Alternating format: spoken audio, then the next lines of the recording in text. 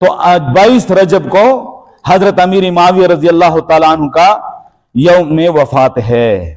اور اس حوالے سے میں پہلے بھی آپ کے سامنے عرض کر چکا ہوں کہ ہمارے ہاں ایک رسم چلتی ہے، معذرت کے ساتھ میں بتاؤں کہ دانستہ غیر دانستہ طور پہ ہم اس طرح کی چیزیں بہت ساری لے کے بیٹھے ہوئے ہیں جو غیروں کا طریقہ ہے۔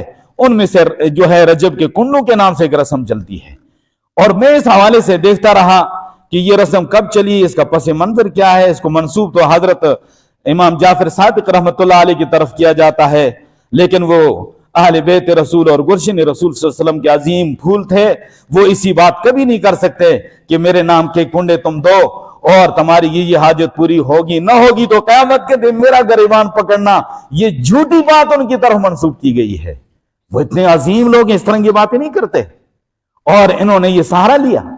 پھر میں نے اس کا پس منظر دیکھا تو 22 تاریخ کو امیر معاویہ رضی اللہ عنہ یوم وفات ہے، اور اس میں وہ چپکے خوشی مناتے ہیں۔ 1906 میں رامپور ایک مقام ہے ہندوستان میں، وہاں سے اس رسم کا آغاز ہوا، اور انہوں نے مخصوص طریقے سے رات کے آخری پہر میں اس کو جناب علی مخصوص طریقے سے وہ کنڈے اور جو چیزیں بنائی جاتی ہیں، اور اس کو چھپ چھپا کے صبح سویرے سویرے کھایا جاتا ہے۔ اور اس وقت سنی مسلمانوں کا ہوڑ تھا، ان کے ڈر اور خوف کی وجہ سے چپکے یہ کام شروع کیا، اور پھر سہارا یہ لیا کہ یہ امام جعفر صادق رحمت اللہ علیہ نے کہا ہے، یا ان کی وصیت معاذ اللہ۔ نہ ان کا یوم وفات ہے، نہ ان کا یوم ولادت ہے 22 کو یہ خوشی مناتے ہیں۔ اس پر یہ کام کبھی نہ کرنا، جو مسلمان اس سے پہلے کر چکے ہیں اللہ سے معافی مانگے، آئندہ نہ کرنا۔ صحابی رسول کی وفات پہ اگر خوشی کا ان کے ساتھ مل کر تم اظہار کرو گے تو کنڈے کیا کھاؤ گے، تمہاری ایمانوں کے کنڈے ہی نکل جائیں گے۔ اس لیے اپنے آپ کو بچاؤ۔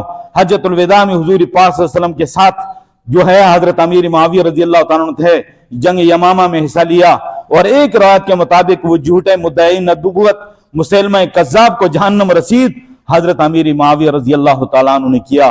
جنگ یرموک میں اپنے ماں اور باپ دونوں کے ساتھ شریک تھے، اور لاکھوں کی تعداد میں دشمن کا مقابلہ ہزاروں کے لشکر کے ساتھ کیا۔ اسی دوران حضرت ابوبکر صدیق رضی اللہ عنہ جو ہے وفات پا گئے، لیکن وہ اس آخر دم تک لڑتے رہے، یہاں تک کہ ایک مقام پہ مسلمانوں میں تھوڑی سے ان کے قدم اکھڑ گئے تو ان کی والدہ حضرت ہند اور کچھ خواتین پیچھے خیموں میں تھی، خیموں کے وہ بانس اور وہ نکال کے مسلمانوں کے پیچھے بھاگ پڑی اور ان کو غیرت دلائی، یہاں تک کہ اللہ نے ان کو فتح یاب فرمایا۔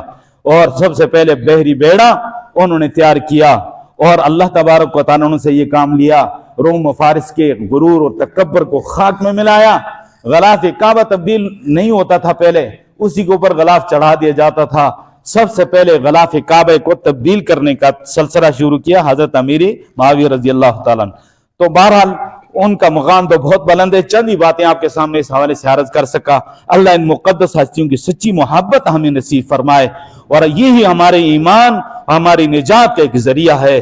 اللہ تعالیٰ ان کے نقش قدم پہ ہمیں چلنے کی توفیق عطا فرمائے۔ وآخر دعوانا ان الحمدللہ۔